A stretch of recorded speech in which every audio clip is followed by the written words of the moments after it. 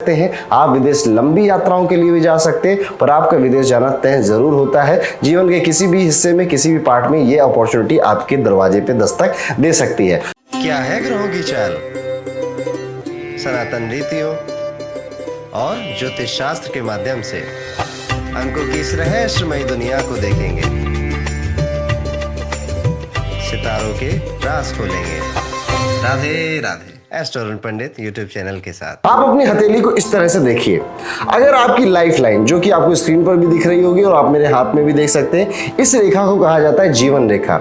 अगर ये जीवन रेखा नीचे से दो भागों में स्प्लिट हो गई है, नीचे से वी की आकृति बन रही है, इसका मतलब है कि आपका विदेश में जाना तय है। आप विदेश छोटी यात्राओं के लिए भी जा सकते हैं, आप विदेश लंबी यात्राओं के लिए भी जा सकते हैं, पर आपका विदेश जाना तय जरूर होता है। जीवन के किसी भी हिस्से में, किसी भी पार्ट में ये अपॉर्चुनिटी आपके दरवाजे पे दस्तक दे सकती है। बहुत ही ज्यादा शुभ चिन्ह माना जाता है, पर अक्सर देखा गया है कि ऐसे वाली जो मतलब जीवन रेखा अगर वी चिन्ह में दो भागों में बटी गई है, ऐसे लोग विदेश जाते हैं, कई साल वहां काम करते हैं, पर लौट कर भी अपने देश आते हैं। चाहे वो भले ही later part of the life में आए, पर आते जरूर है। उनका दिल इसी देश में रहता है, दिमाग या फिर कर्म भूमि विदेश की होती है। दूसरा चिन्ह जो आपको आपकी हथेली में देखना चाहिए, इस तरह से अपनी हथेली देखिए। इंडेक्स फिंगर के नीचे वाला पार्ट, इसे कहते हैं जुपिटर माउंट या फिर बृहस्पति का पर्वत।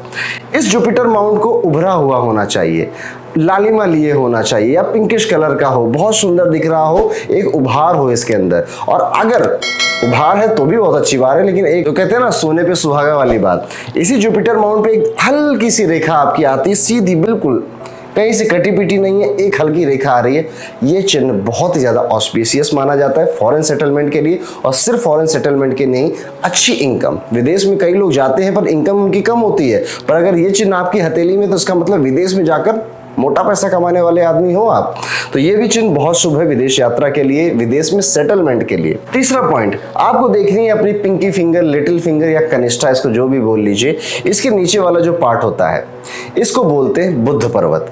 बुध बिजनेस का कारक होता है, व्यापार का कारक होता है। कई लोग बिजनेस करना चाहते हैं जो कि विदेश से जुड़े हुए हो, वो इस देश में भी रहते हैं, पर उनका जो ट्रांजेक्शन होता है वो विदेशियों से होता है, या ट्रांजेक्शन जो होता है वो विदेशी कंट्रीज से होता है। एक एग्जाम्पल मैं आपको बताऊं तो जो इंपोर्ट एक्सपोर्ट्स का काम करते हैं, वो इंडिया से ही अपना सामान मैन्युफैक्चर करके दूसरी कंट्रीज में भेजते हैं, या फिर किसी और कंट्री में है तो इंडिया में भेजते हैं।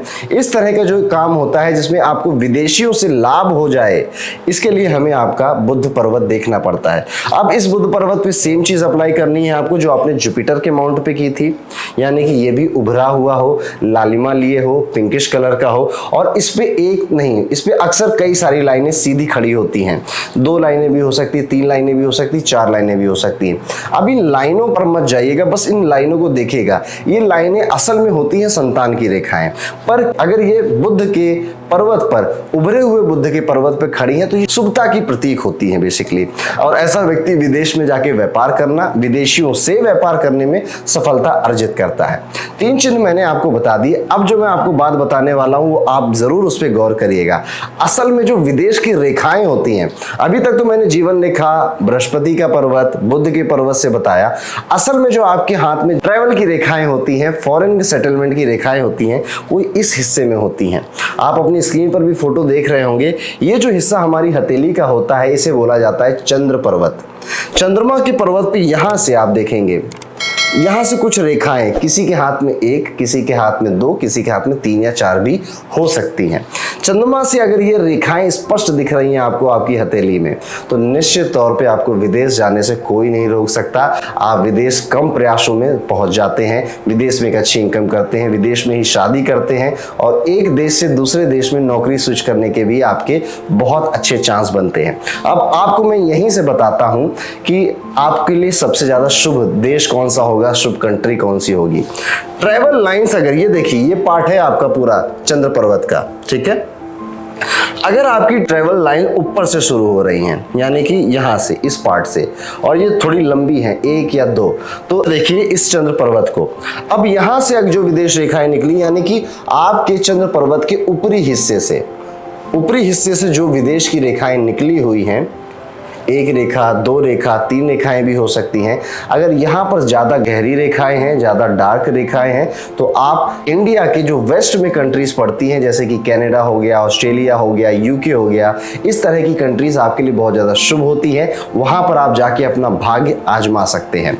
अगर ट्रेवल लाइंस, विदेश जाने वाली रेखाएं आपके हथेली के चंद्र पर्वत पे नीचे से शुरू होती हैं, या फिर नीचे वाली रेखाएं ज़्यादा हैं या डार्क हैं नीचे वाली रेखाएं, तो आपको इंडिया के ईस्ट में जो कंट्रीज हैं, जैसे कि न्यूजीलैंड, म्यांमार, थाईलैंड, इस तरह की कंट्रीज पे जाना चाहिए। इवन अगर नीचे से विदेश की रेखाएं हैं, तो इंडिया के जो नीचे यानी कि साउथ में जो कंट्रीज हैं, वहां पर जैसे श्रीलंका हो गया, मालदीव्स हो गया, इन कंट्रीज में जाकर आपको अपना लक आजमाना चाहिए। वहां पर आपकी सफलता सुनिश्चित हो जाती है। ये थी आपकी हथेली से जुड़ी हुई बातें। एक पॉइंट में यहाँ पे बोनस के रूप में आपको और एक्स्ट्रा बताना चाहता हूँ, आपकी भाग्य रेखा।